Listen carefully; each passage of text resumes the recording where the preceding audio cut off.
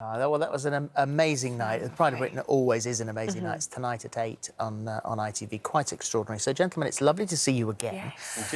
And we know very well, we're very clear that what happened on that day, you were part of a big team. There were lots of others around as well. And not only that, the extended family of those fire service personnel up and down the country, whom we're massively grateful every single day.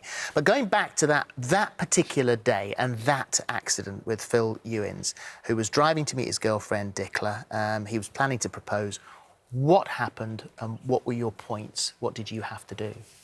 So when we arrived, the car had obviously impaled into the railings, but it didn't look that particularly bad damage. A paramedic was already there, so I went to speak to him, and then it was obviously clear that the pole had gone completely through Phil's chest.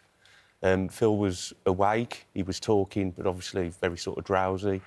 So we had to quickly put a plan into place to sort of get him out of the vehicle. What are your options in something like that? So we usually have sort of two options. We have a more of a controlled sort of plan or a quick plan. Speaking to the paramedic, they were able to sort of stabilise him a bit. So we were able to call on the our technical rescue team, who could do more of a controlled cut of the pole. We did have equipment that could cut the pole on the truck, but it had caused a lot of movement, which could possibly sort of kill the casualty.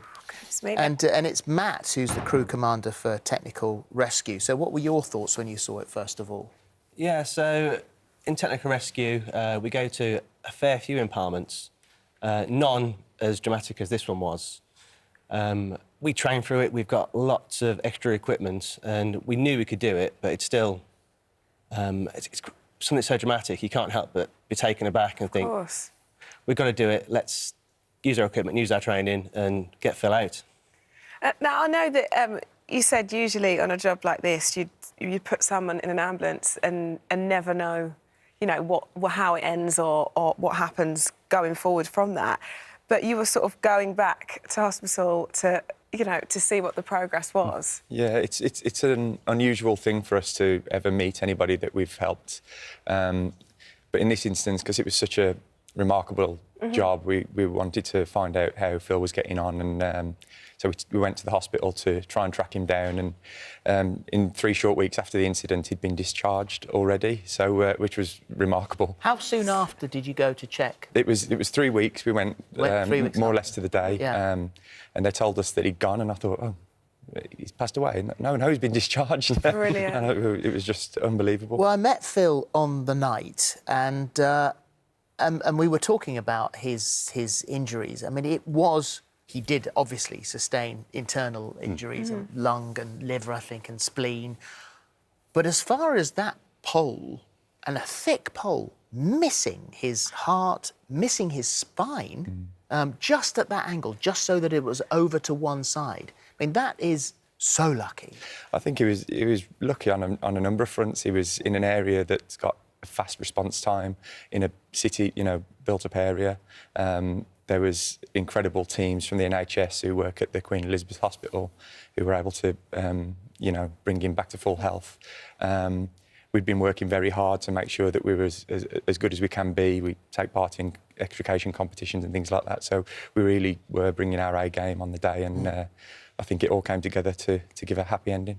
Absolutely did. Well, he did pop the question. Yeah. And obviously he got married, and I know I was there on last week at Pride of Britain. His wife just can't thank you enough. I mean, for her, it must have just been awful. Yeah, I think, like I say, we never normally meet people, and then to catch up with Phil and him be such a lovely guy, and then for him to be able to propose, and I think he said, you know, pick up his wife on their wedding day and carry her across the threshold or whatever it is. It was, you know, it's just a bit of a fairy tale, exactly really. How you'd want the story to absolutely, end. Yeah. Right? How did you feel about being nominated? Oh, it's absolutely unbelievable. Like I say, it's our job, it's what we do. This job has caught a lot of media attention. We were on a programme Into the Fire at the time, so we were recording, and it's kind of picked up speed and snowballed. Like I say, we get jobs all the time. This one it's just great to be able to represent the West Midlands Fire Service and the Blue Light Service as a whole. You speak so modestly about it. This They is all our do, job. that's the This is thing, what yeah, we that's do. what we do. That's what we do. Incredible. But you had fun on the night, though. Yeah, we definitely Yes. did have fun on the night. Yeah. It was lovely because at the start we were kind of going up to celebrities and asking for selfies and all that sort of thing.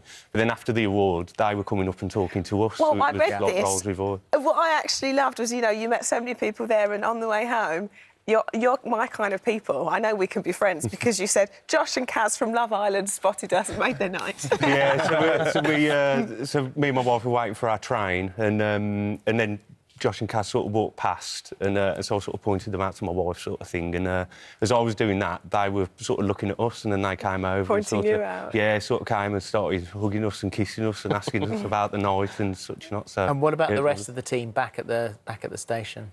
Well, it was nice to get them along to the awards ceremony. Wasn't always sure that was going to happen, so it was brilliant to share the night with them and celebrate it as a team. So this is Highgate Community Fire Station, part of the West Midlands Fire Service. As we said at the beginning, you're part of a big team and a much wider family. Thank you guys for everything that you do, and well done and congratulations on the award. Congratulations. Thank you. Thanks Good to very much. see you all again.